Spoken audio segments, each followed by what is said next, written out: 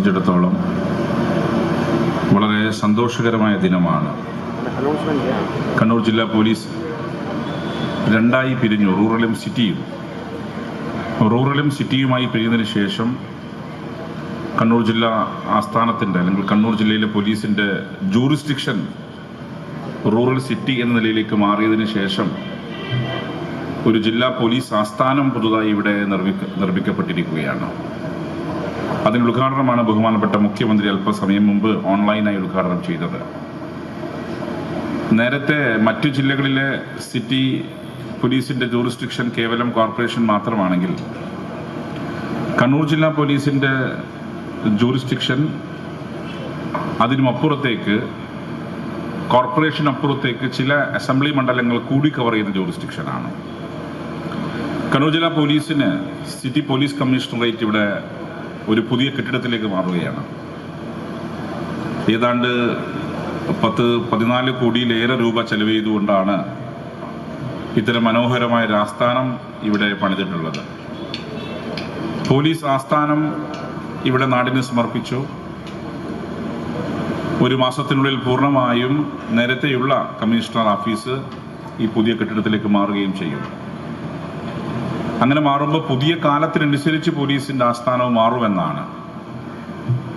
പോലീസിന് പലപ്പോഴും ജനങ്ങൾക്ക് പേടിയാണ്, പോലീസിന് ബഹുമാനവുമാണ്. പോലീസിനിൽ പേടി ഉണ്ടാവണം ജനങ്ങൾക്ക്, അല്ലെങ്കിൽ ഈ നാട്ടിൽ അരാജകത്വം ഉണ്ടാകും. അതേസമയം പോലീസ് കൂടുതൽ പീപ്പിൾ ഫ്രണ്ട്ലി കൂടി ആവണം. പല പ്രശ്നങ്ങളുമായി അവലാദികളുമായാണ് ജനങ്ങൾ പോലീസിനെ സമീപിക്കുക. അത്തരമൊരു ഘട്ടത്തിൽ ഏറ്റവും ആദ്യം ഈ ആസ്ഥാനത്തിന് വേണ്ടത് നല്ലൊരു ഫ്രണ്ട് ഓഫീസാണ്. നല്ല ഫ്രണ്ട് ഓഫീസ് മാത്രമല്ല, എപ്പോഴും പ്ലസന്റായ ആളുകളെ കൂടി അവിടെ ഇരുത്തിക്കണം.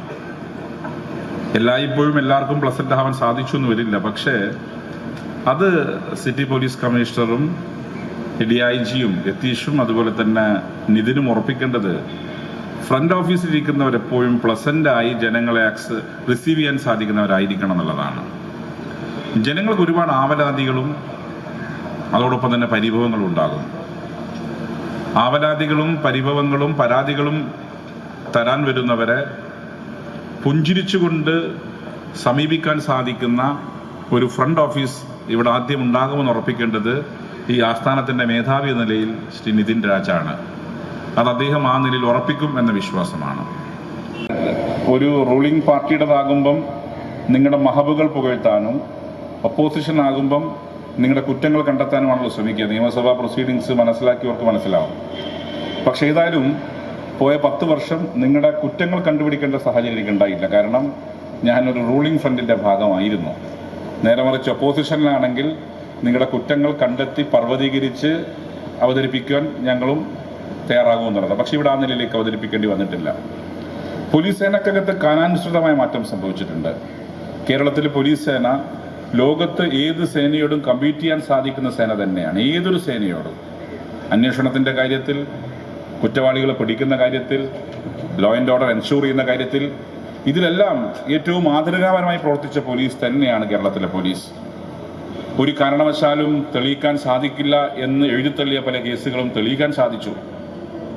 അതോടൊപ്പം തന്നെ പോലീസിൻ്റെ അകത്ത് ടെക്നോളജി വൈസ് പോലീസിനെ അപ്ഡേറ്റ് ചെയ്യാനും സാധിച്ചു എന്നുള്ളതാണ്. ഇപ്പോൾ നേരത്തെ ഉണ്ടായിരുന്ന ഒരു ഹെബിച്വൽ ഒഫൻഡേഴ്സ് നിങ്ങൾക്കറിയാം, അതൊരു ക്രൈം എങ്ങനെയായിരിക്കും എന്നുള്ളത് ഇനിയിപ്പോൾ നമുക്ക് പറയാൻ പറ്റുന്നില്ല. കാരണം ടെക്നോളജി അപ്ഡേറ്റ് ചെയ്തതോടുകൂടി ക്രൈംസിന്റെ രീതിയും മാറി. ഏതൊക്കെ തരത്തിലുള്ള ക്രൈമുകളാണ് ഇപ്പോൾ സംഭവിച്ചുകൊണ്ടിരിക്കുന്നത്?